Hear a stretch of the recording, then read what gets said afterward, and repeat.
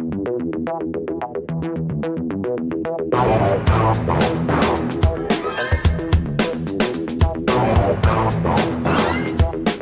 and thank you for downloading this episode of Discussing Documentaries with me, Matt Wills, and Rick Morton.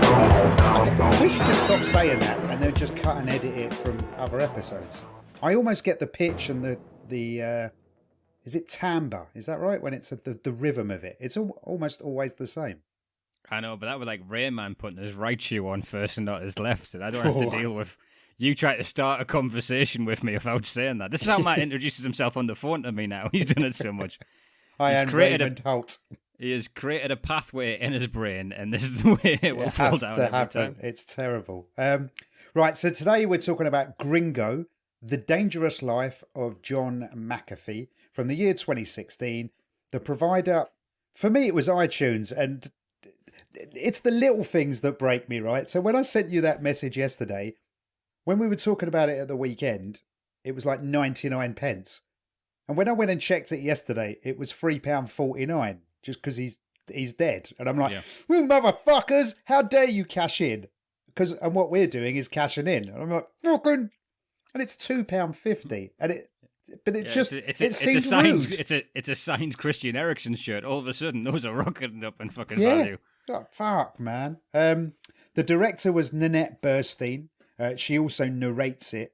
The money, it's not listed on IMDb, which I thought was a bit weird, which I'm guessing meant it didn't make any money. Although now that iTunes has quadrupled the price, it might do. Again, no accolades listed either. This is their only human rights violation right now.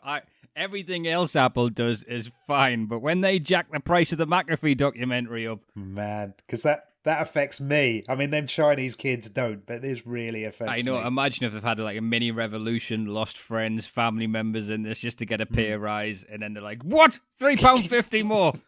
I'm getting Disney Plus. Fuck this bullshit. Damn you, Tim, whatever your name is, who runs that place now. And here's the blurb. Tech tycoon John McAfee made millions from his antivirus software. Now he may be best known about his bizarre and scandalous lifestyle. Now, it's called The Dangerous Life of John McAfee. I don't think John McAfee had that much of a dangerous life. I'll tell you what a dangerous life is, what we're doing today. We should have recorded this yesterday, but me and you both went, I football. love you brought this up. It's the Euros. Listen, you are going to hear Matt Wills on 10 minutes before the gig starts, and there's a wire out of place that I have to deal with the franticness of this guy's voice, because this is the first...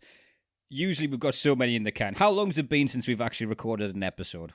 Because we've been working on the Patreon, I think a proper and episode. gigging again. Yeah, and gigging again. It's got to be about 4 weeks. I mean, we've recorded Patreon stuff, but yeah, so it's been a while. Right? So this is the first time, but this is the day. But this is the day of England Germany. So you'll be listening to this tomorrow when we're all saying, "Well, we thought Southgate would be rubbish."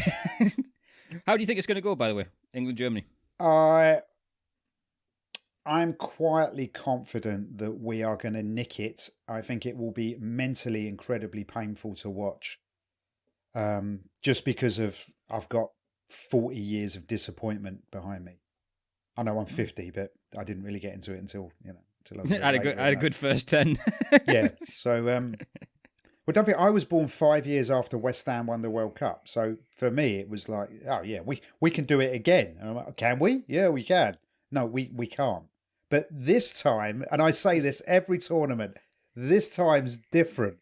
And I've picked myself right up. See, I think the team sucked so far. I agree with you. Yep. I think there's no imagination. There's no creativity. There's a fear that they play with, which I think is maybe because we're too emotionally connected to it. Maybe. I don't know.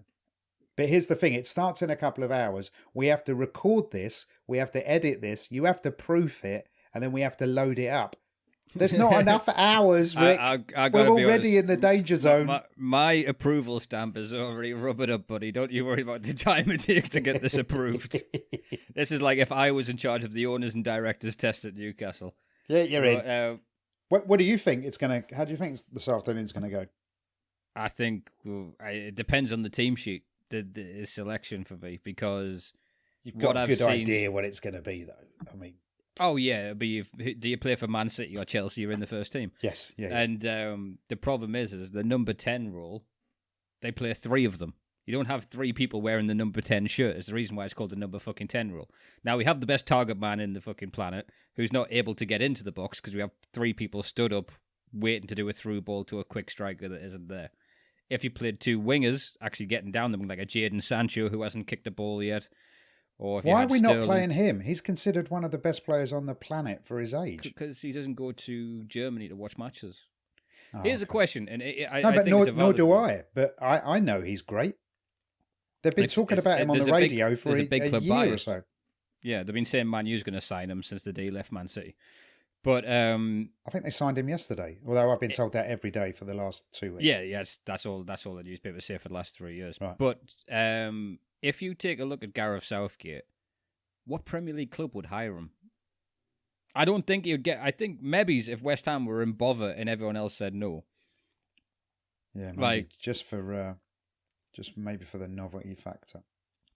I don't think you'd get a top job if it was an England manager. He was the under-21s manager, then like the B team manager. He's kind of just like dead man shoes his way into the job. Allardyce turned out to be a slumlord and doing Yeah. hideous impressions, and he's got the job. But he's about to play Germany. How's his mental state about to play Germany in the fucking Euros at Wembley? He's God. going to be like, oh no, they're all going to be mean to me again. They're going to be mean to me. He's going to have something in his contract that he has to have a fucking Pizza Hut box in his hand at all times because he never thought this would come back to haunt him. Yeah. So- This poor man. He's got the But Eric- yeah. Listen, I think that's just a thankless job. He could go on and win it, right? And we still wouldn't be happy with him. I think that's in our nation's psyche. I think we we can talk are- about the football all Yeah. day. This is actually let's a talk decent about John documentary. We have plenty to McAfee. fucking talk about in this one. Yeah, so John McAfee, right? So I'm going to tell you what I know of John McAfee. Nothing.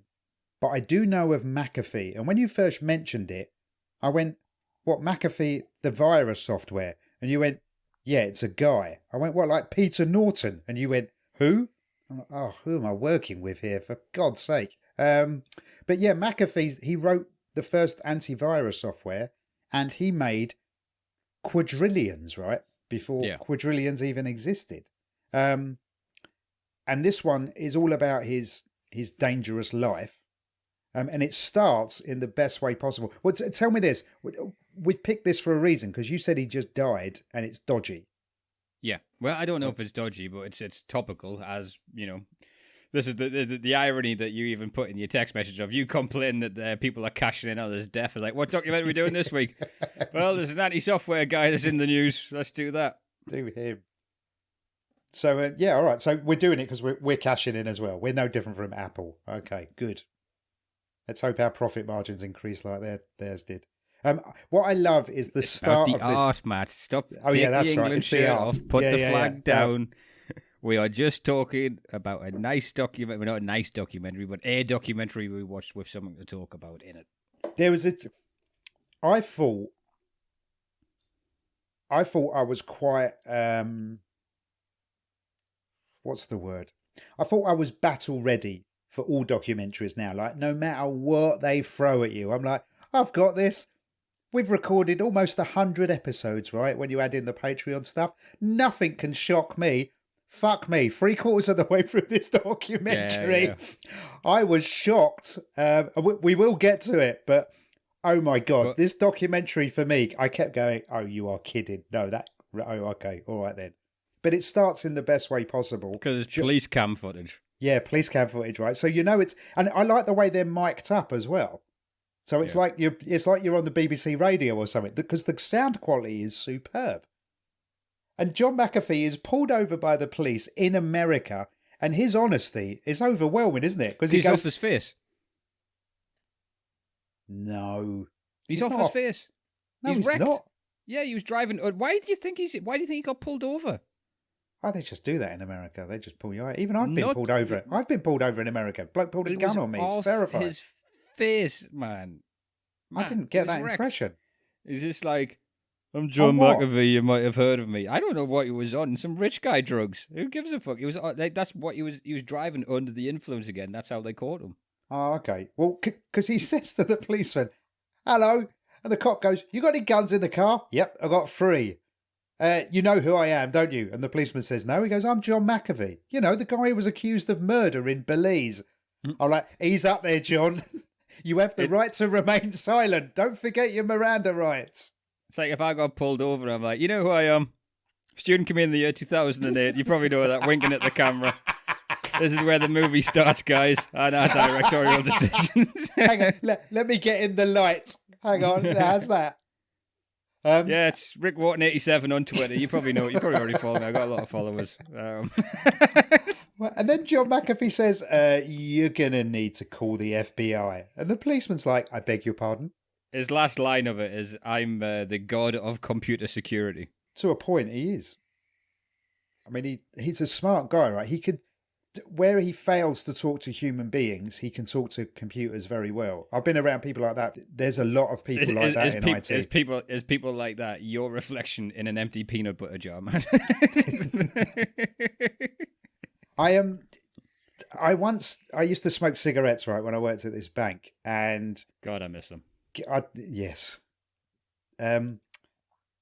You're not talking banks either here, are you? You're talking cigarettes. I hope to miss banks. They're looking for me. And I used to smoke fags with a geezer called Ian.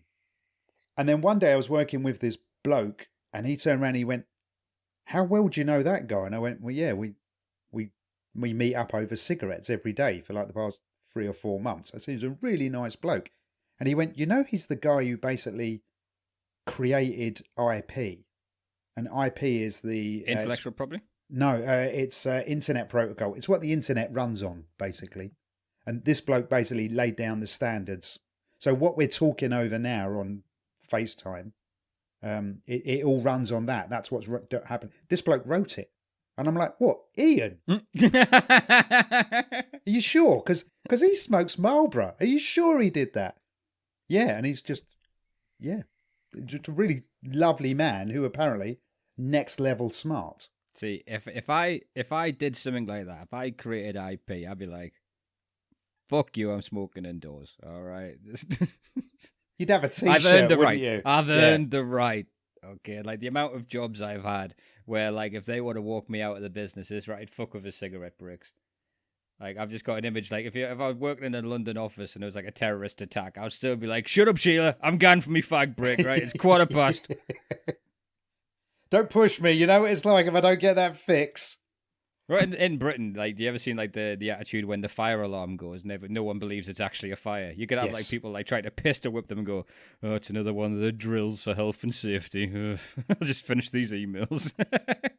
It's tough, man. I ran the team that had to do that, and pistol whip people. Yes, and I had to pistol whip basically the CEO. Now that I know you, the idea of you keeping track of people on a fire drill, I just think will undo a year's worth of you being lovely for cigarette bricks in an instant. Yeah. You'll be like, "I know I've talked about your operation, Tracy, but get the fuck down them stairs." You'll have your stopwatch and a whistle, and you're like, "Move it, Daniel! Come on!" No, I had a Barney with the CEO, and he's like, and I went, "I don't care," and he went, "Okay," and then afterwards he went, "To be fair, you do outrank me when it comes to this." And I went, "Do I? I was just being a dick. I didn't know I outranked you." "Oh, lovely. Excellent. I've got some power." And then one day I screwed it all up and I had to give myself I had to do an investigation, which I then found myself guilty. I then had to report myself to him and he had to go, "Oh, for fuck's sake, Matt." He had to then come down on me like a ton of bricks and have a real go at me. And he's like, "Even I'm having a go at you. You outrank me on this. The whole hierarchy, we lost the plot." And I had to hand over the jacket. It was like a cop giving up his shield. The jacket? Yeah.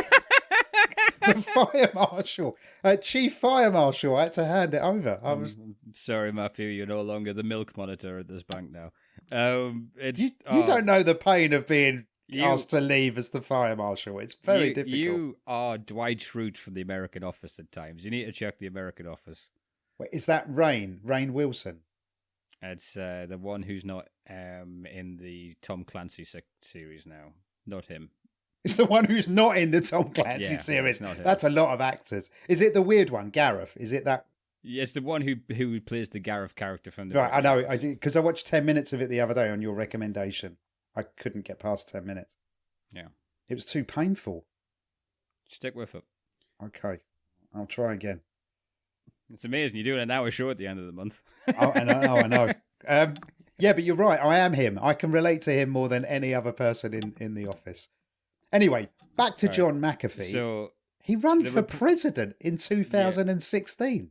And 2020. Oh, fuck. Oh, wow. So, spoiler alert, didn't win. The reporter, what's the reporter called again? Because she says her name once and then it's gone. Yeah, so she's the director. That is Nanette Burstein. So Nanette starts messaging him, and this is kind of dotted throughout. And it's a good little it's very interaction. Clever. Yeah. It's very well laid out throughout the documentary. Yeah. And it's just like, she's like, what really happened in Belize? Reaching out to John saying, let's talk. And then I just thought, I get so many messages like that on Facebook. It just turns out to be Russian bots. Do you know what I mean? Yeah, we should really talk. Just go to my website. And it's like I get like 8 of those a day. I don't know why they think I'm the fucking green card, but what happened in Croydon that night? We want to know. But the best thing is they're like John's response is, "I'm never talking to you." Next message. Do not imply I refuse to be talked to in your documentary. The thing about what I really liked about him, and I think he's difficult to like, as charming as his face looks, but his face, as he gets older and older and older, he gets better looking and better looking and better looking. As those lines, because he looks like an internet geek, doesn't he, when you first see the younger him? And then when you see sort of almost finished him, because the documentary's 5 years ago, you're like, he looks... when I'm in my 60s, if I look like that, I'm going to be all right. I think life will be okay. There is a thing of, rich guy moisturizer. I don't know what it is, but there's like it's cash, Rick. It's cash. It's pure cash. I know. I don't know what the actual lotion is they put. Just rubbing 50s on their face or something. Yeah. But like I say, when I worked in the rich area in Cobham, there were women that you're like, you could be 19 or 44. I have no idea. Like there is not a stress or a worry line anywhere fucking near you. There's beautiful. But yeah, no, I like the look of him, and we learn about Belize, which I didn't know anything about Belize. But what I found out is it's a major destination for Americans who run away, and then every quarter the FBI comes in and rounds them all up. It's like a holding cell, basically, for rich people. And he lives in an island in Belize. And so what he starts doing immediately, he starts donating shit to the police, so he gets some tasers, batons. And not just one or two. He bought them so many handcuffs. They were like, we've got too many handcuffs. We're going to have to set up a handcuff shop. Stun guns. Is it a John trait? Because John DuPont did this, didn't he? In Discussing Documentaries, episode 11, Team Foxcatcher. He starts donating shit to the police. And is that the foreshadowing of, I'm going to need your help later on, lads? There is a very John DuPont vibe from it. And for me, there is a word used throughout this documentary, which I think is one of the most whitewashed words I've ever heard. Without me trying to stand on a fucking woke soapbox here, but how rich and white do you need to be referred to as eccentric for carrying around an AK-47? Yeah. Like that word eccentric, you if you could like Google search which fucking crimes the word eccentric is used, I guarantee there's a specific fucking color of the culprit. Yeah, rich guys, man. They because when he got his green card, he bought the government a £1 million boat. To be fair, now I think I've mentioned this before. We used to get Super Yacht magazine delivered to our company, and we would play The Price is Right. A £1 million boat is a $1 million boat. That's not a great boat. Didn't look great when you saw it. When I saw that, I thought, I'm never owning a boat. I'm sorry, I'm priced out there because that is not fucking worth it. Well, and it's the Euro Millions this week is 55 million. And the advert is you can get your own super yacht. You fucking can't. 55 million, that's not even going to get you the crew. They're really expensive. That's why when you see someone's got one, you're like, shit, man, you've killed a lot of people. But I got to be honest, anything worth £1 million is worth a lot to the people in Belize. Yes, yeah, because it is. Yeah, it's. There's not too many with 45-footer yachts scooting on past the police one there. That's the only one in fucking town. Do you think the old bill though went? Can we get a gift certificate with that, please? Yeah, have you kept the receipt for that? Because, gotta be honest, we could probably cure world hunger, or at least the fucking poverty within this area. Well, and the woman says that, doesn't she? Tamara's sniffing. She has a fucking. I think she's like a tourist rep or something. But she says, "Yeah, we could." He wasn't building libraries. The schools always need another classroom. He's buying stun guns and tasers for the police. Yeah, he's building his own private security. Then you meet Tom Manger, who's John's driver. And then it cuts to John. He's going, this place is a paradise for American business because there's basically no regulation. John, that doesn't make it a paradise. That means you could just exploit people a lot more. But to be fair, he didn't exploit the locals, right? So even building his own house, the daily rate's $25. He paid $45, like per person. At no point did he... I mean... It turns out he was a bit of a wrong-un, but... A bit of a wrong-un is your synopsis at this point. But listen, he paid... that's about 80... That's an 80% increase in salary on a daily rate. Say what you want about John DePont. Best barbecue ever. He once tipped a pizza delivery guy $20 for a margarita. Now, I know he murdered people, but we could justify anything if they've done a couple of nice things. So you meet Alison Adonizo? Yeah, Adonizo. Adonizo, sorry, that's my handwriting, not oh, okay. how bad my pronunciation is. So she meets McAfee. And basically says how she's in biochemistry. He went, yeah, you've got a job. On the spot. Yeah, right. And she was like, this is the job of my dreams. He offered to fund my research. She's a microbiologist doctor, basically. And then she went and lived with him. Yeah, she says, but and she said, it's a bit... Yeah, she went, which I wasn't happy with. It was a bit weird. Really? He had like this huge beach property. And just at the time, really? So, with the scope of what's coming next, I would come and if I was in trouble, I would probably go to you. Can I come and live with you for a little bit? Yeah. What's the difference? I know I know he turns into a complete prick. Right, okay. But, so for a start, but before, she didn't know he was a prick. Well, there's a huge difference right there. The reason why you turned to me is you knew me. You wouldn't turn to one of my fucking neighbours and go, yeah, can I come and live with you? Oh, what do you do? Oh, I work in admin. Brilliant, you're hired. What? Yeah, you got to live in my basement. And by the way, I carry around AK-47s and do drugs all day long. Because in that talking head, she says, like, I saw a lot of stuff. And then it's one of those, like, true moments where she's not just telling the stories. Like, there's just so much crazy shit. It's hard to know what to start with. Yeah. With what I saw.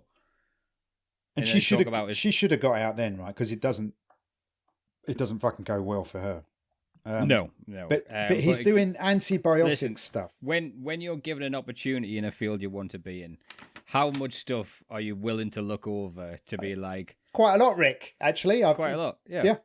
You can turn a blind eye to a lot of shit if you really want to.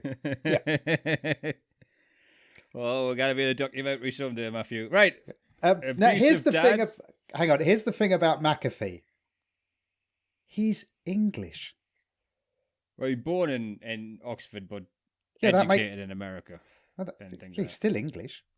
Yeah, but I have no connection to that. Couldn't give a fuck. Oh, I do. So, look, hang on. Let's look, right. So we've done, right, let's just say, let's round it up or round it down. We've done 100 episodes. The only English people in documentaries that we've looked at were Kate Nash, episode 5, Louis Theroux, 26 and 53, and Barry Wills, episode 30. They're all good people. Everybody else has been an American, and a lot of them have all been wrong-uns. Meaning, so John McAfee is our first better footage. Well, that's why we've done them. Like, you got to look at who's picking the documentaries here, Matt. The Hollywood effect. Can you imagine? Like, English people are better. Is what I'm saying. Watching Making a Murderer, not the fucking Birmingham 6. Well, yeah, we just had to sit here. No. All I'm saying is he's our first English bad guy Yeah, in 100 episodes. And it goes back through him making the millions at this point, which is like, there seems a little bit of a hoodwink because it's almost like he's now scaremongering about viruses. You'd never heard of a virus, and he's now got the system that he can stop it with. You know, Sherlock Holmes says to find out who committed the crime, you just have to look at who benefits the most from the crime. Yeah. Yeah. Yeah, there's a really bad virus out there. Is there? That's smart business. Do you know what I mean? I don't see that as, but it does seem a bit hoodwinky in modern day. It's kind of. Yeah. Never tell you about me mate with the Millennium Bug thing? No. Basically, a guy lad I went to college with. His dad set up a company which you had to send people to be trained on how to stop the Millennium Bug. Yeah. And obviously 1999 they made a fucking fortune, and obviously the Millennium Bug was fine. But hang on, the Millennium Bug wasn't fine. A lot of us worked real bloody hard to make sure it was fine so that the planes didn't fall out the sky, etc., etc., etc. It wasn't fine. You all think it was all nonsense. It fucking wasn't. We busted our hump to make sure that didn't break everything. Oh, you're one of them. You're worried about the D'Angelo virus still, aren't you? No, You're going to get the new McAfee. This is why we're getting spam from McAfee right now, isn't it? Is that real? It's No, Matt, I'm not taking the piss. I legit like to hear the Millennium Bug? Yeah, it was fucking real. It was just like scaremongering. No, we all worked really hard. It was listen, this is how hard I worked.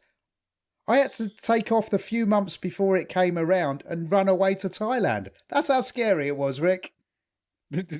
I don't see a real threat there. So what was going to happen then? Okay, tell me that, because that's interesting. Systems would break just because. Well, because they went for a 2-digit format rather than a 4-digit format on the year. When they originally created computers, instead of going 1990X, they just did 71 or whatever it was. And yeah, it screwed it up. There was a problem once the Millennium Bug was fixed. There was the 2045 problem, but we're not going to get into that now. But yeah, no, it was real. You are the first person I've ever spoke to. This is like it was a real thing. Now I'm it not saying you didn't real. work on. I think you're on the course my mate star set up. Just some Geordie guy going, if you didn't date a Boeing 4747, straight through your fucking window, mate. What you gotta do? Exactly, sign here. You put in this disc, and on January 1st, 2000, Minesweep will still work, pal. Don't worry about it. There was we all did a lot of work. I can't believe I'm defending the whole IT industry. I'm not saying you didn't do a lot of work. Just I just didn't know there was bastards. A legitimate threat. I was fucking 9. There is that, yeah, actually. And I was 29. It was a tough time. There was a beautiful thing in this, right? They cut to the McAfee offices and they went to one of the engineers doing tech support, and he said, what you need to do is you need to open up your autoexec.bat file. And I'm like, fuck, I know exactly what that means. I was looking at the matrix, the ones and the zeros, like, oh, I can see that. And then everything moved on and I was out of a job. But I knew I haven't heard autoexec.bat for a long time. And it was like... Was that like the precursor to MS-DOS and stuff like that? No, it was how MS-DOS loaded up stuff. So now you just turn it on. C semicolon SimCity. Yeah. #run. Yeah. And it was and a batch, and I could write batch files. That was like that's the closest I ever got to coding. I was a terrible engineer. Listen, it was awful. Not the closest you ever got to codeine.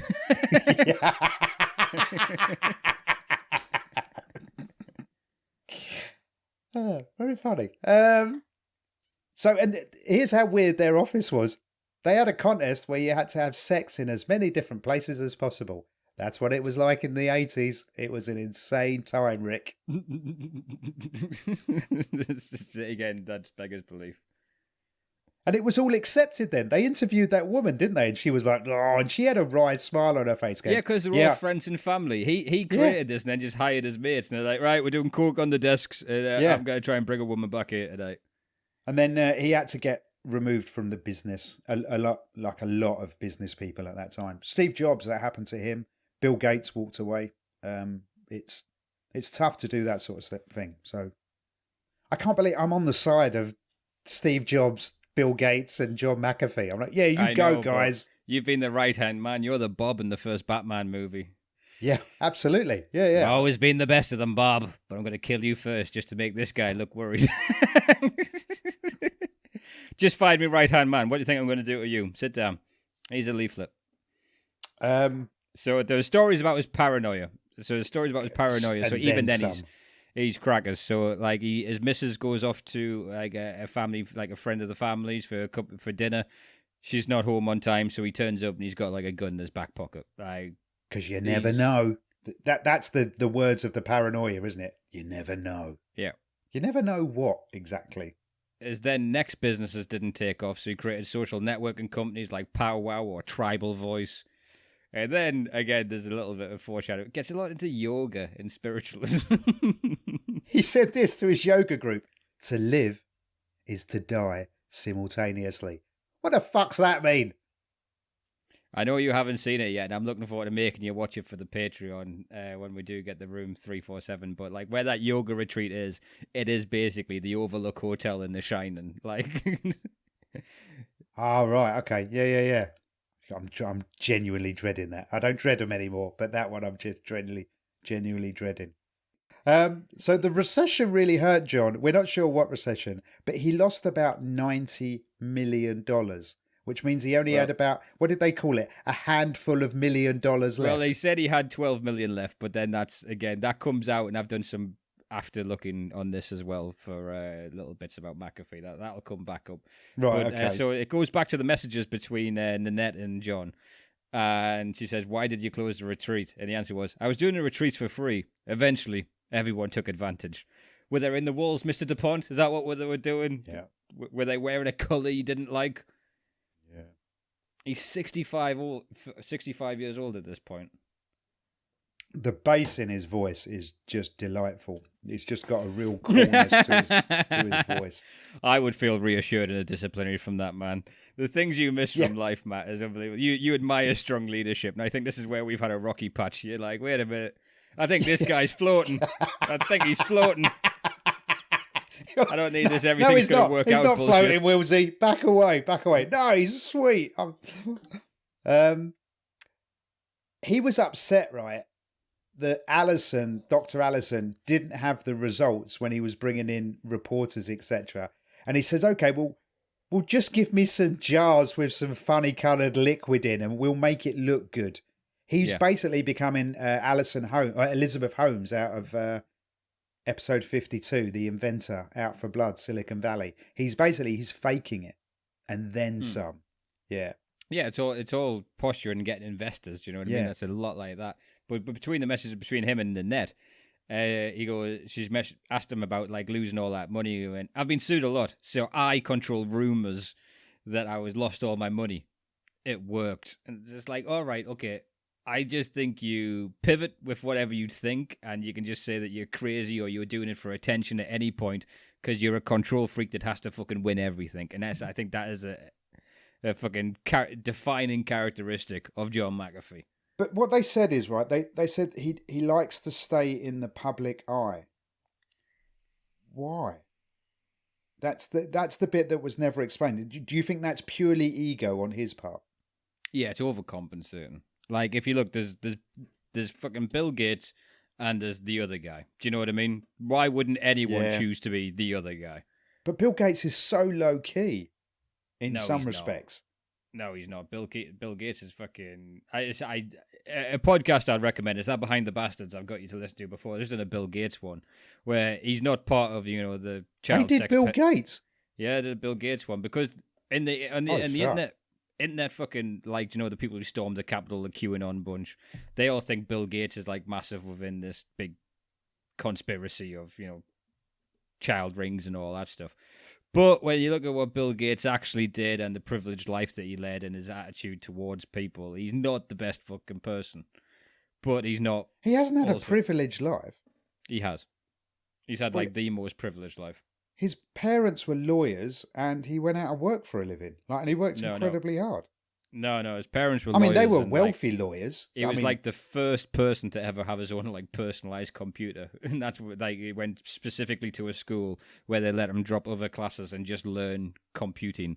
And then when you're looking for investors, it's the Elizabeth Holmes thing. Do you know what I mean? He's got access.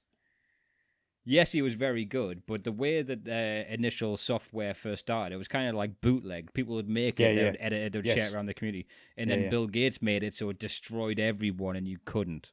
Yeah. So he got all this free shit from everyone. That's what business is about. Yeah, but imagine if business didn't come first before human life, Matt. I know that's a... Well, then we wouldn't have That's an error code 616 to you, I know. No. Yeah, because then you wouldn't have your Apple Mac. You wouldn't have the internet as we see it. It would be called something else. But it wouldn't exist. It would. No, it wouldn't. You need... They were software developers and people doing this kind of thing. Yes, he did it business-wise. But you need the driver guy. No, because the driver, in my opinion, those guys get to the front of the queue due to their ruthless ambition. Put it like this. If this was a podcast and it was just you, it wouldn't exist. If it was a podcast and just me, it wouldn't exist. But you put us together and we both bring things to the party. Your Jobses and your Gates. I can't believe I'm defending these motherfuckers. I really am a contrarian prick, aren't I? I've got to be honest, it's really upped the ante in the last few months. That's why we're bulk recording before you get worse. And I love these people that you defend because I know full well down the line there's got to be a documentary where I get to sit there with me humble pie when you're back going keto and you've calmed down. You're like, oh well, you know, I've worked for people like that. They might have been monsters as well. I was wrong about Monsieur Gates. I may have some egg on my face about the Newcastle takeover when family members disappear because my mum wanted a refund on a scarf. Right? The thing is, up to this point in the documentary, John hasn't actually done anything wrong apart from saying he's wanted about a connection to a murder. And you don't actually, at this point, you're like, okay. But then they start going, John was creating a Heart of Darkness type vibe, right? Yeah, and there was a funny thing that we skipped over with the medicine thing. So the medicine company's setting up and trying to get investors for. He gets his driver to take him out to like ancient ruins. So they've got kind of like a Mayan temple type thing there. And he buys property there, and that's where he starts harvesting the plants. So like he can go to the holistic people. It's from this. Which, if there was ever an evil genius buying a lair. Yeah, that's exactly where they do it. Yeah, fair point. It's like a prequel to a Bond movie. But in his defense... those Bond guys have better drive and don't just do coke and fuck prozzies. Scorpio! In his defense, he is working with Dr. Allison, the microbiologist, to create a spray-on antibiotic. And that would be a game changer. Well, so would pricking your finger and saying they give you a diagnosis. Whether or not you can achieve it's a different matter. Yeah, absolutely. But the goal is kind of to get big investors that don't know better to pump money into it. You take your wage out and you move on to the next thing. Yeah. And then we say, you know, look, he hadn't done anything wrong at this stage. And then he goes and does something fucking horrible to Dr. Allison. Because she was like, okay, at this point I got scared. I didn't know how to leave. Dr. Allison, here's how you leave. You grab your shit and you fucking leave. You get out, girl. But she said to him, look, I'm going to leave. How are you going to buy me out? She had too much skin in the game. Yeah, there's a trigger line. Like, and again, by no means victim blaming because it sounds fucking brutal what happened. She did nothing wrong, but she just wanted, her stake back. From feeling what John McAfee's like as a person, when she said, okay, I'd like to leave on good terms. Yeah. Could I have half of the money you put into this? And he gives her an orange juice. The orange juice tasted funny. She passed out. She'd woke up. She'd clearly been. Yeah. And then this poor woman told you that. And you were like, oh, man, I've just started to like this guy. Oh, fuck. He's a piece of shit. All right. Actually, Rick, I may eat some of that humble pie now about Steve Jobs and Bill Gates. You might be right. Yeah, Bill Gates is in the Epstein logs quite a lot. Right. Okay. So it goes into a little bit about Belize then. So you talk about the murder capital of fucking, whatever hemisphere That's apart, South South America. America. Yeah. Like I'm not a geographer, all right. That's. I'm not a geographer. Yeah. I don't think I've ever seen you look so cute. That was fucking funny. So. Yeah. So they go into who he's hiring as a security guard. So he basically goes and finds the roughest guys in town and gives them uniforms and fucking army boots and machine guns. Yeah. And one guy, Tino Allen, who had been in prison 22 times, and Johnny even said he's the most frightening man I've ever met. And they're saying how he's creating a Colonel Kurtz cult. Yes. Yeah. A spear. He set a curfew in the town he lives in. That's how paranoid he was. He thought someone was going to get him. So in the town of Camille, I think it's called, or Camelot. Camelita. Camelita, there we go. Yeah, so in the town of Camelita, he sets an 8 p.m. curfew where they drive around in fucking military cars. Yeah. And if jump out with the fucking guns, and if you're still there on the street, they come back and you fucking won't be out on the street next time. Yeah. And then a guy called David Middleton broke into John's house, allegedly. And then John wanted to make an example of him. So David Middleton gets snatched, basically.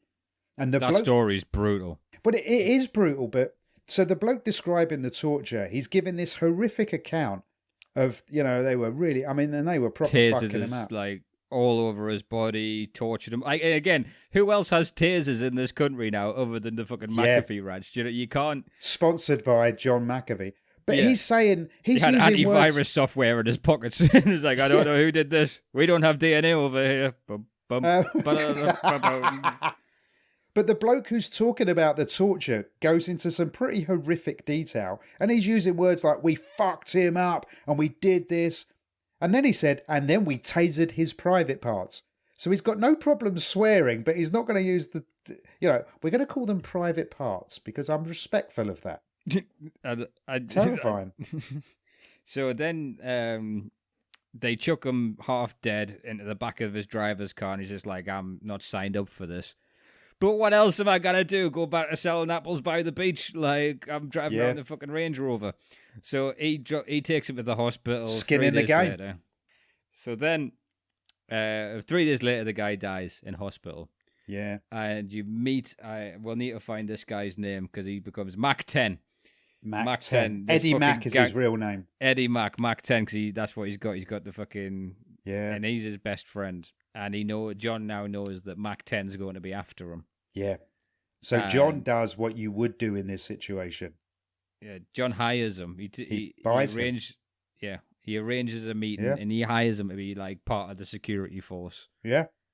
Along with Tino. And these people are terrifying, right? Because did you see the gun that Tino had? I used to play a game on my phone called Sniper. And you had to, I think that was like level 9 you had to get to be able to afford that type of rifle that Tino had. It was fucking terrifying. I mean, that's like gas powered and everything. You know who would know what that is? Harry. Harry could look at that and go, oh yeah, that's what that is. How is he doing, the little marksman? He is doing all right. He's a painter and decorator now. I think he's not going to kill people anymore. This is why I don't talk shit to tradesmen. Yeah. Absolutely. This is why you just don't fucking know. You do not know. God bless him. I told you, didn't I? He, you know that speech that Mel Gibson gives in Lethal Weapon 1? Not from the window of his car to a police officer. No. Where he goes, yeah, I had to assassinate that guy. He was over a mile away. Only 2 people on the planet could have made that shot. Harry's one of them. Yeah. Hopefully he still gets to shoot for England. So, hopefully. Like, not for England. Like, not football, as in proper targeting, not people. So, back to our mate Johnny. John DuPont, sorry, not John DuPont. God, they are very similar, aren't they? John McAfee was described as Belize's Donald Trump. Yeah. That used to be a good thing, right? No, it never was. I think it was in certain circles.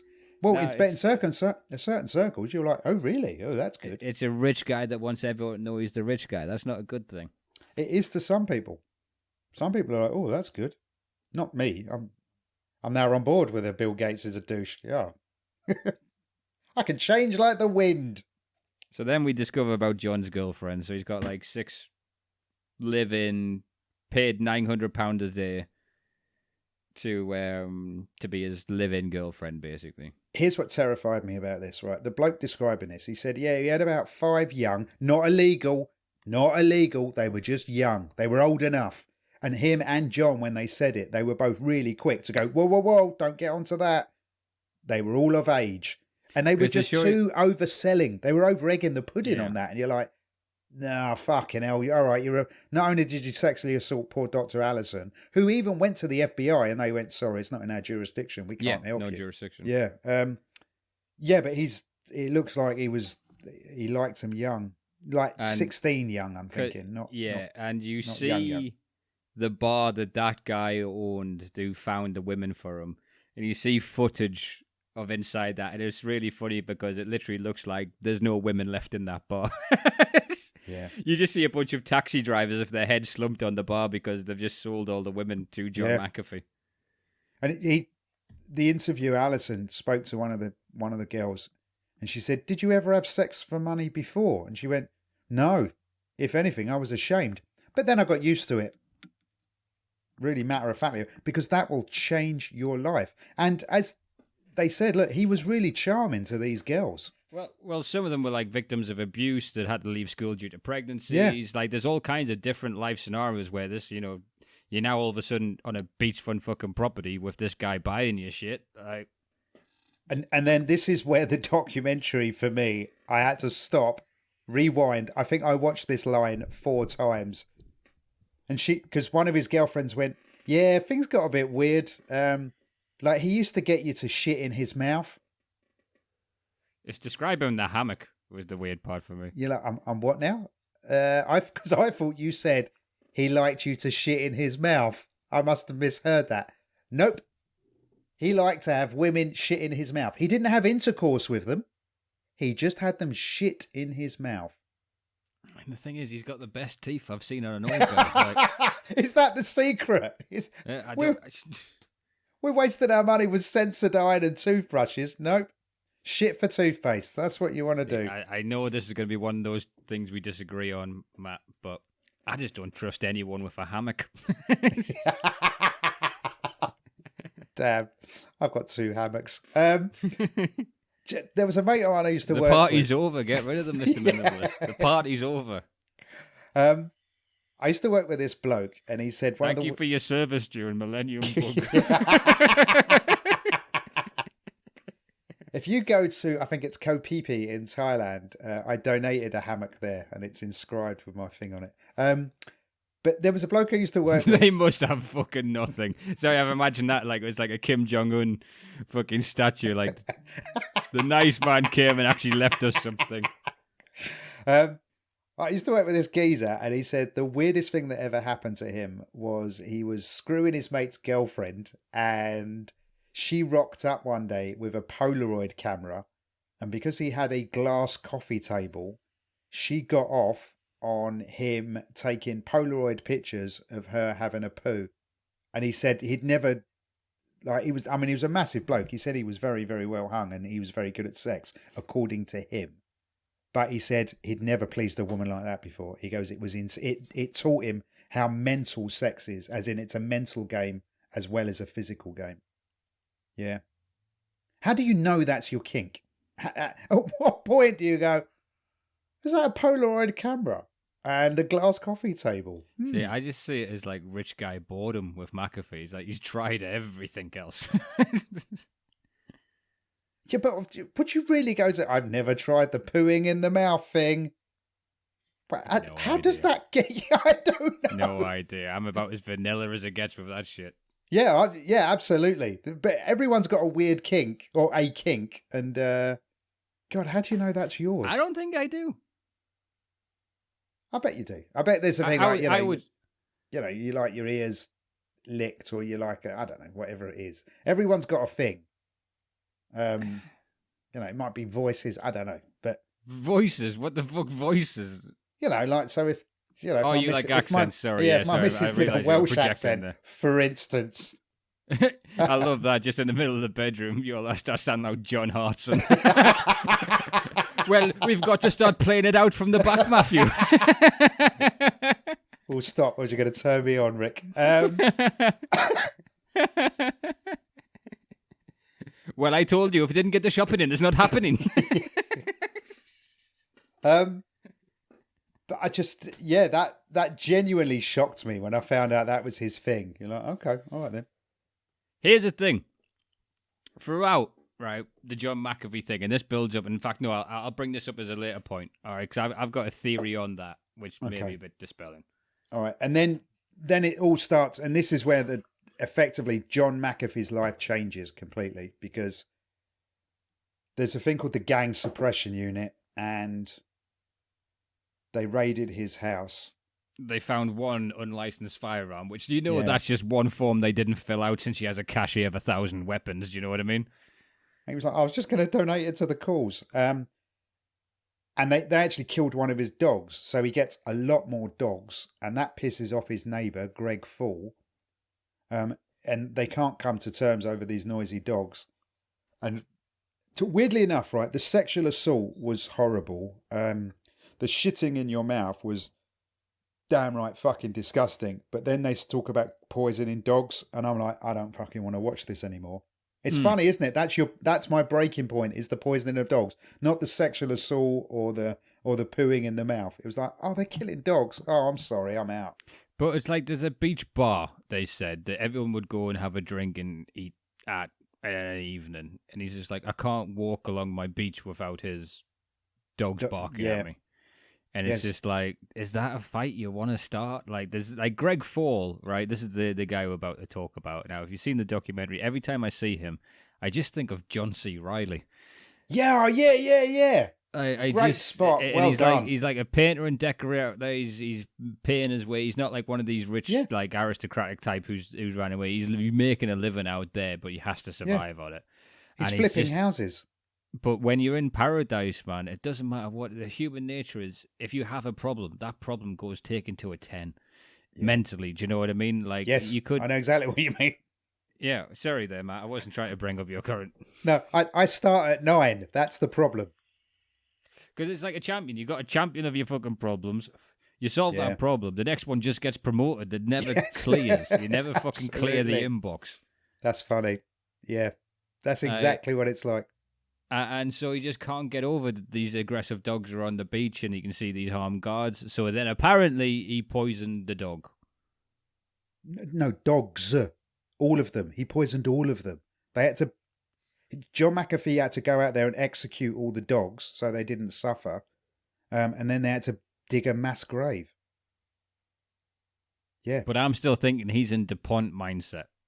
The amount of drugs and literally shit going through his system, he must be fucked in the head right now. And they talk about he was paranoid in the 80s when he's the only antivirus software guy. So Christ knows what he's like now. Yeah. He claimed, we've skipped over this, so like the reason why he got raided was because a politician came and asked him to donate to the campaign. $2 million. Yeah, Greg Fall had asked him about the dogs, and he picked up a shotgun, discharged the shell, and went, get the fuck off my property. Yeah. But prior to this... And then a few days later... Greg was found dead at his home, Robert Durst style. He'd been executed. He'd been tortured, executed. Yeah, his body was covered in taser marks. I mean, that just... You meet his dad, that's fucking brutal. Greg Fall's dad, that's just... Yeah. And then John goes into hiding, and then that's when the American... Again, this is why America's good, because they have that 24-hour news. Do you know they're trying to do a British one? Like... GB News, Great British News, are trying to make our own right-wing news channel. And Andrew, what's his name? Yeah. And, they had a falling out with Specsavers. Yeah, there's going to... How do you fall out with Specsavers? Eventually, it's going to be a problem, but right now, it's quite laughable. Right, okay, all right. It's good. Every time that you can't show a fucking flag or bunting, it's going to be like, this ISIS girl wants to come home. Should we let her? Should we fuck? That kind of fucking shit. Like, put a dome around the island. Put a dome up. I heard an interesting political thing today, actually, that they're now on teaching syllabus have to teach the positives of global warming. Okay. Mhm. Which are... Oh, it's about so we'd have more tourists and more money coming into the country and things. And basically, because again, you can tell we'll all have you can shorter tell the lives, Tories more have miserable. a majority. Oh Yeah, my the Tories have God. a majority, so it's all like the relentless yoke of capitalism and all that stuff. CNN interviewed John McAfee, and they said to him, "Did you kill Greg?" And he went, "Why would I? Why would I kill that man? How would I benefit?" What he didn't say was no. And you're like, you're guilty. Yeah. You're fucking guilty.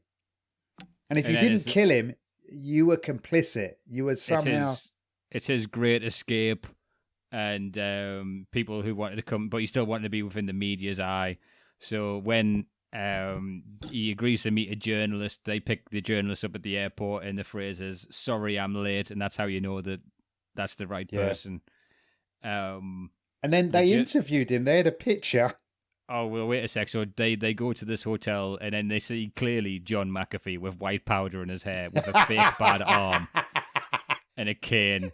He's got like the glasses, nose, and moustache.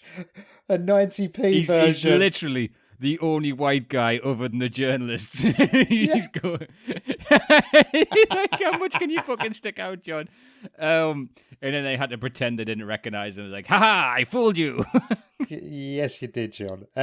They then posted a picture and said, only we know where John McAfee is. And here's the dumb bit. When you take a picture on a device, iPhone, it records GPS data. It tells you where you are. So someone went, "Oh yeah, he's here." So basically, he gets arrested. And here's the weird... No, he's not in that country when he gets arrested. He goes to the one next to it. He's in Guatemala, that's right. He's in Guatemala now, Yeah. But here's the weird thing. He's being arrested, and there's a lot of cops. And as they're taking him away, the Prime Minister of Guatemala is there going, No. We're not going to... Nothing bad's going to happen to you here, John. What sort of white guy, rich, privileged shit is that? Where the Prime Minister of the country is there going, "Just look after this one. He's one of the good guys. Multi-millionaire." Guys, people are watching us. Put the fucking buttons down. Put the button. Investors. Think investors. Think of property prices. So even this, it just becomes a ridiculous story. And I think this is the power of kind of his manipulation. So when it becomes an interesting story, it removes from the crime. We're talking about the powder in his hair. We're talking about the fake bad arm. We're not talking about this guy he's tortured to death. We're not talking about the woman he sexually assaulted. We're not talking about the countless other shit that he's done. We're like, he gets shit in his mouth. Yes. So the thing is, he has to file to have an anti-extradition treaty. They can't file that till 3 p.m. So he fakes a heart attack. So it's like ridiculous footage of him pretending to have a heart attack. The thing is, do you know Papillon? Have you ever read? No, sorry, have you ever watched that film, Papillon? I don't think so. No. All right, it's a true story. It's about Henry Scheisse, who brilliant. But anyway, effectively, when I was watching this, I'm like, this is what John McAfee's creating. He's escaping. He's like, I'm Henry Scheisse. I'm the hero. You're not, mate. You're the fucking villain. Because that's what Papillon is, a villain. As much as he goes, well, I was innocent, and he did get pardoned, but at the time, you're like, no, he's got to be guilty. Because although now I've watched a lot of documentaries, I'm seeing the error of my thought process. I'm eating humble pie as we're speaking. I don't know how I'm getting my words out here. I've got so much humble pie falling out me horrible gob. There's a fine line between humble pie and gaslighting. I don't know which way I'm walking on the tightrope there, Matt. Yeah. But anyway, that's how I saw. So when he faked that heart attack, I'm like, oh, he's Henry Scheisse. He's going to do a runner. And he does. But again, and he runs off to... how much is this like just a different way that the wealthy get trapped? Because, with some people, they just put a knee on the neck, call it hyper frenzy, and dust their hands and fucking walk off. Like, just the fact that he gets to go, oh no, I'm having a heart attack, take me to hospital, not jail. Like, the fact he can get away with doing that because of who he is in itself just bizarre to be able to see on fucking camera. Yeah. Yes, absolutely. It's insane. And then we find out that in Belize, they don't have a DNA lab. In fact, they've barely got fingerprinting. Fingerprinting that has been around since I think it's about the 1850s. It was sometime in the 1800s, fingerprinting. They haven't really got it all. Everything works on eyewitness statements or confessions. And I'm using the bunny rabbit. Did you ever watch the Mitchell and Webb look? It was like a sketch show by the Peep Show lads. And there was a sketch of it was a caveman, and the detective caveman came to a murder scene. And they went, yep. And there's like a rock by a guy with a caved-in head. Goes, did anyone see who did it? Nope. Well, I guess he did it himself. And just walks off. Because you couldn't. If no one saw it, then you just got away with it back then. Exactly. That's what it's like there. Their murder conviction rate is below 3% in Belize. Yes, yeah, it's but then terrifying. We find... But on the upside, they've got no jurisdictions if you want to bring in new drugs and stuff. So no regulations. There's nothing standing in an entrepreneur's way. So Cassie and John's caretaker paid the employees, and then John asked for $5,000 to be put in Mac 10's account, and then they had to go and pick him up 60 foot from Greg's house at 4 a.m. He was hiding in a bush. The police never asked them anything. Even though he was in the police station being questioned about stuff. Yeah. They never asked him about that. And then they go and Nanette goes and interviews Mac 10, which felt fucking dangerous. Yeah. That felt dangerous. When they're interviewing, when the police have got Cassie and the caretaker, it reminds me of the scene in the original Italian Job. The guy who runs the prison, as in the convict who runs the prison, is played by Noel Coward, turns around to Roy Kinnear, the prison guard, and says, everything all right, is it? And he goes, yeah. He went, have you got a nice home? And he went, yeah. And he went, you're welcome. Now fuck off.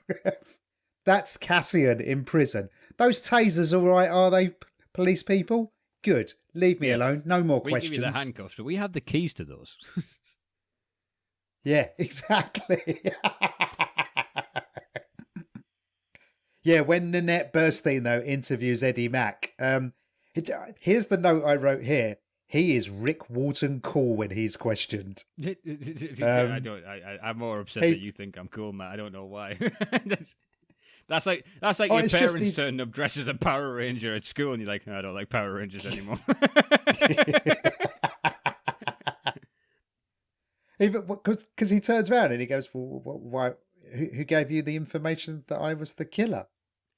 Well, don't worry, Ed. You'll find out when the documentary is released. Looks to me like he's a battle with his own ego because he thinks it's cool of what he's done. So he's like, oh no, why would I tell you if I killed? And he's doing the head scratch, and he's like, why would I tell you that I killed someone? I mean, but the level of cool he's at. So she's like, so, and he went, so what? You haven't asked me any questions. And she went, oh, okay. Did you kill? And he went, well, can you rephrase the question? And so you're not being deposed here, mate. She's making a film. Like, relax. And but also he's like, so who gave you this information? He's like, I can't tell you that. He's like, that's wise. I would have killed them. Yes. But then she puts it out in the documentary, so that guy was probably dead anyway. And it was Cassian, in case you're never going to watch the doc. It was Cassian who coughed up all of that. Here's the bit, right? So Nanette said that John McAfee was probably a rapist, a killer, and he dabbled in indulging in bizarre and degrading sex acts. Ho, ho, ho, Mrs. Judgmental. Who says that it's degrading? And who is it degrading to that he likes women to poo in his mouth? Again, the things you get caught on there, Matt. You've skipped over two big things that he's pretty awful for. And he is pretty awful for that. But she can't say he's indulging in bizarre and degrading sex acts. Because why are they seen as bizarre and degrading? Because people are shitting in his mouth, Matt. And if you were to poll 100 people 100 times on Family Fortunes, I guarantee you're hitting fucking top buzzer for shitting in their mouth. All right. Most people wouldn't even think of that, Rick. Most people would be like dressing up in different clothes, different sex, whipping one another, bondage. Not many people would go, is it shitting in someone? McAfee family, we asked 100 people what is their favourite piece of fabric. You said the hole in the hammock. The survey says. Who has a hole in the hammock, John? That's weird. Get off my show. I know. if he would have, You're at an age and you're learning new terminologies, and you think kink shaming is, so if it's this, then it's that, then you can't do this, then this. Like, listen, this guy's a sexual predator with probably underage prostitutes. I'm not debating. I'm not debating that. He is. He's a fucking real. He's a wrong un. He hired people to kill. He was probably involved in a killing, and he is a rapist, right? He's a fucking wrong un. But you cannot say that it's bizarre and degrading sex acts. Sorry. That makes her very judgmental, and she's meant to be making a documentary. Okay, she's meant to be. I'm saying it's bizarre and degrading. Okay, so imagine with your fear of weird cancel culture that you have, that if we go, Rick Wharton says it's weird if you shit in someone's mouth, I'll stand by that on a meme. That is not a bad meme. You're going to have Emily Maitlis on the BBC interviewing you. Do you still stand by that? I do. I didn't realise it was so wrong, Emily, to stand by saying that was bizarre. Once our Patreon and listeners pulled out, then I realised the error of my ways. And I want to apologise for everyone that I've heard that managed to clear shit out of their mouths long enough to make a fucking vlog about my problems. Who know that weird subculture would have so much power? The old pooing in the mouth brigade. Listen, be fucking weird, but fucking at least be willing to be called weird. There is so much that, you're tolerant of, but to be able to have an issue that someone says that shit in their mouth is weird, it's fucking odd. I find having a hammock weird. Were exact words. Listen, if he also, right, when he cuts into the hammock, he makes the strength of the hammock weaker. Whereas if he would have gone for a Mexican hammock, which is like a crocheted one, it would have already had the holes in it, so he wouldn't have had to cut anything. Difficult to aim that. What do you mean difficult to aim? Because there's only one hole, there's only one ball. Oh, because it would have come out like a colander. Yeah, okay, all right. Once in his mouth, not that glorious moustache of his. Like. So we find out this guy who's just into completely normal stuff. We are so going to miss the England game. After, what time is it now? We're good. We'll barely be 2-1 down by the time we stop. But, bless you wearing your England shirt. So... Yeah, man. So they've pieced together the story. Basically, Novello, because one of his girlfriends spoke out, Amy, and said that Novello lured Greg back to his house to leave the door open, did a striptease, and then Mac 10 went in with the weapons and tortured him and killed him. Yeah. I quite liked Santiago Chiao, who was the homicide detective on Belize. And if I'm ever arrested, I hope it's by him. He just doesn't look like he'd plant evidence. He just seems so nice. You'd be like, yeah, all right, Santiago, I did it. It was me. Did you not think he just seemed, of all the policemen we've seen over the 100-odd episodes, he seemed like a good one. We've seen some stuff with some pretty bad police officers. I mean, you can't watch Making a Murder and be like, I trust the law. Yeah. Oh, the system works. It clearly does. She has more contact with Mac 10 than Net does. And Mac 10's having to leave Belize because people are shooting at his house. And his exact quote was, every time John emails me, then shit starts to happen. So they're kind of geotagging where he is and trying to track him down, and John wants him. It's implied that John wants him in silence. And John gets basically deported from Guatemala to America. And what a time to be alive. And he goes to jail for the rest of it. No, he doesn't. He runs for president.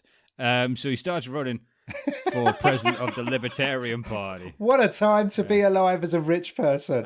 How great is life? And so Nanette goes to the primary and introduces herself, and he storms out. Like, you see the short circuit of fucking Bishop. Well, because he's talking to her, and she's like, you do know who I am? And he went, no. And she went, I'm Nanette. And you could see the realization of his face, which is, this press conference is over. She's like, and he went, turn off the cameras. She went, you're at a public event being used to promote you as the next president of America.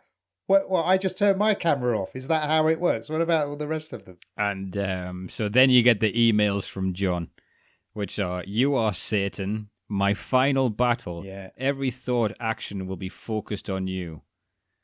He came second in the primary, became a CEO, and then Allison talks about just how dangerous he is. And then it goes back to Because he legitimizes himself. That's why.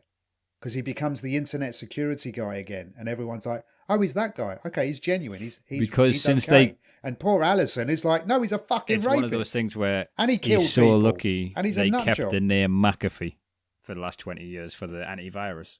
Because that brand name, that's like Timmy Coca-Cola's coming out to talk about soft drinks. Do you know what I mean? Like, yeah, absolutely, yeah. And then it wraps up with him in the back of the police car, which I believe got done for driving under the influence and having an unlicensed firearm. Now, here's my problem with this. That's not an ending. This has made my list of films without endings, because that is not an ending. What? So he just carried on, did it? What happened in the 5 years then? You've done some research. Yeah, okay, so he was arrested for tax evasion. Right. The rich guy problem. This is in Spain recently. So he arrested for tax evasion, failing to file despite earning millions from consultancy work. And if you look at like the libertarians, their goal is to abolish taxes. So he's kind of going along the line of that. He was facing 30 years. He had concealed properties. All of his money was in trusts in nominees' names, so nothing went through his name.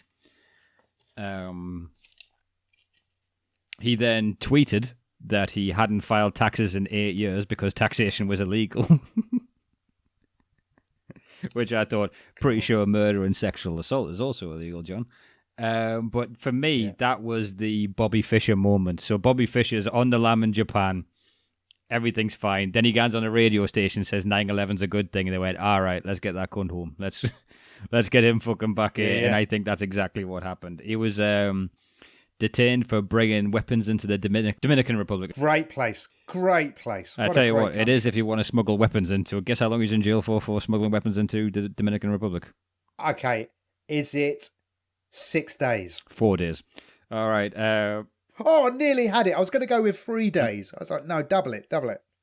So Shit. he stands that everything that happened with the Greg Fall thing and all the problems in police stems from not paying paying contribution to the politician. Right. He was found legally liable for Greg Fall's death by a district judge in Florida. In Florida? But hang on. But America doesn't have jurisdiction in Belize, because otherwise they would have prosecuted him for the rape against. It was a civil suit, so I believe that is a bit similar to the O.J. Simpson trial when they sued him for. Right. Dr. Allison clearly didn't have enough money to civil suit prosecute him. Yeah, and he was arrested in Tennessee while driving under the influence with a firearm. That policeman who arrested him was so polite and understanding, wasn't he? Yeah. Well, good day, sir. He's just keeping them calm. He's like, all right, we've got this nutcase with fucking Mac 10s in the back. But then, so he gets arrested in Spain. This is literally this week as of recording. He gets arrested in Spain. Wow. The judge approves extradition to the United States, which is where he's facing 30 years for the tax evasion, and they're after him. Now that he's poked the bear, they're going to find fucking everything. He ain't getting off that. And then hours after he is approved for extradition, he is found hung in his jail cell. His wife, who you see in the documentary, when he comes back to America, who you see it's like he's just done all this horrific shit in Belize, and you see him just like dancing around Top Man with her as they're going shopping on a Saturday. Buying clothes. Yeah. His wife says she spoke to him hours earlier, and he didn't sound suicidal. And a year ago, he tweeted out, "If I'm ever found hung a la Jeffrey Epstein, I didn't do it." So that is now okay. So he's created people still wanting to talk about because one of the things he says to the net at some point is, "No, I did exactly what I wanted to do with you, which is what I always do: is fuck with the media and change the narrative." Because he even says things like, "Oh, if people think I'm crazy, then the story stays on me. That's why I didn't get killed." Yes. So he just twists everything to his own way, which brings me to the talking point. Well, he still says, "I've got to keep the public interested in me." Yeah. That was a key thing that he says, and you're like, why? Yeah, he's just insane. But that then... Yeah. Sorry, the key thing. I interrupted you. I beg your pardon. That brings me to the scat thing, the shitting in the mouth. Now, how much We've more... not covered that. No. Exactly. Well, I think that could be the point. If he's told these girls that he's tread very well, that he is paid for. You see him in the documentary. He's still in touch with them on the phone with his old staff, and he knows everything that's going on. He's got people shooting at Mac 10 and fucking Belize and stuff like that. And he's talking about narrative and what people are saying. And if they tell him they're doing this documentary, say, "Oh, tell them that you used to shit in my mouth," because that will become a bigger talking point than anything I've fucking done out there. Oh my God, he's done. That's possible. I mean. So he's done the old watch this arm because this arm's doing something really dodgy. Yeah.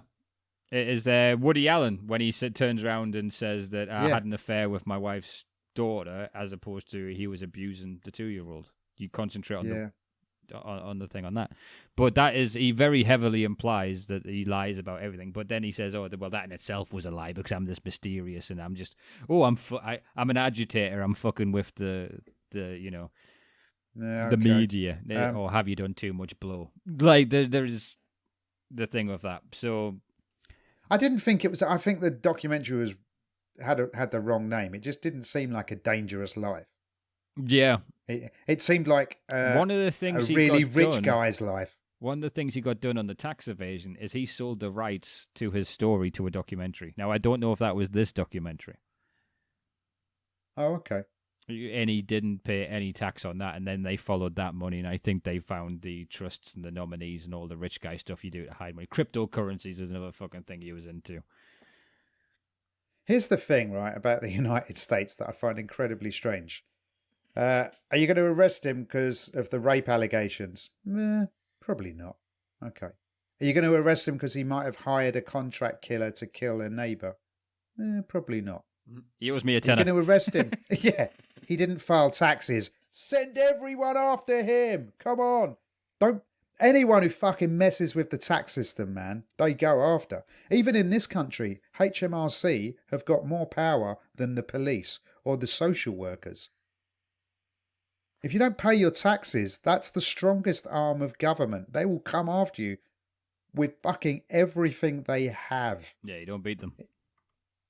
Rick, you pick this one. Good bloody pick, man. I must admit, it was. It's not a story where there's a lull, but again, it's not, as you said, it wasn't the. Yeah. If it came out this year and it had the following X amount, 'cause I would have liked to see how nuts he was as the libertarian. I wanted something bad to happen to him. What he did to people was fucking brutal. It was like a John DePont with fucking TikTok. Do you know what I mean? He's yeah. Well said. I'm giving this a pretty solid 3.5 for just a decent watch. And it was kind of topical of what happened to him. Okay, I'm gonna because I just don't like the name of the documentary. I'm gonna give it a 3. The poo thing bothered me. I must admit that was the judgmental thing of the director. That really bothered me. Judgmental thing of the director. You are so hardwired, pal. But her job is to document, not to pass judgment. It's not a judgmentary. It's a documentary. That's her job. She made a good documentary. Don't get me wrong, but she didn't make a judgumentary. You go, hey, it was fucking bizarre. Hang on. I'm not going to judge you, Matt, but are you into a bit of scat play? What's really? No, but if I was, two hammocks. I would. I've got to, and one of them is a Mexican hammock. There's a reason why they don't use that in Chowping or whatever the fuck you say. Stunk too bad to put it in the fucking suitcase. Donated by a fucking weirdo. This will be burnt when he leaves. I don't like people getting judged for their sexual stuff unless they're doing something wrong. If it's consenting adults, fucking knock yourself out. There's nothing weird about it. Yeah, but no, I'm not into it. I was saying that. It's not even something I'd like. I'll be honest with you, I didn't really know that was a thing. Into the mouth, you say. I was every day's a school day. Yeah, it's the first time I've ever even heard of someone actually doing that. I thought it was one of those ones where, there's some gross out shit on the internet. I didn't think anyone actually did it. No, I didn't think that was a thing, but fair enough. So that is a total of 6.5. Thank you very much for joining us. Let's go and watch some football, Rick. Yeah, catch you later. If you want to sign up to our Patreon that we talk about a lot, it's well worth it. Because McMillions comes out in a day or so on the Patreon. And that is a superb docuseries, if not one of my favourite docuseries. Just quickly, as terms and conditions of our little wobble. If you wish to know which documentary we're doing next, if you follow us on Facebook or Instagram, we're going to announce it so you have a chance to watch it. Some people like to do that. We have also had some pretty funny reviews of some of the documentaries we've got. We're going to start reading them out. So if you want to send us your opinion on some of the ones we've done, the documentary is not necessarily an episode. I know I'm sometimes hard to hear and I step away from the microphone at times. Matt is really, really lazy with the editing. So if you follow us on Facebook, Twitter, Instagram, all discussion documentaries. I love you, Rick. He's got to go. I really love you. Do you know that thing that they have in Da Vinci Code where he hurts himself with? Man's just going to go into a room and tighten something on his thigh. Play the waiting game, Monty. Climb the ladder. But yeah, so if you follow us on any of the social medias, we'll let you know which one we're doing next. The Patreon series are coming out. They've been a lot of fucking fun. I've currently dragged Matt halfway through Making a Murderer. We've got McMillions. Oh man, that is a journey. Making a Murderer. Alan V. Farrow, and also some fun Patreon picks coming up in recent weeks. So thank you very much for listening, and I hope you guys are having a fun summer. Yeah, me too. Ta-da.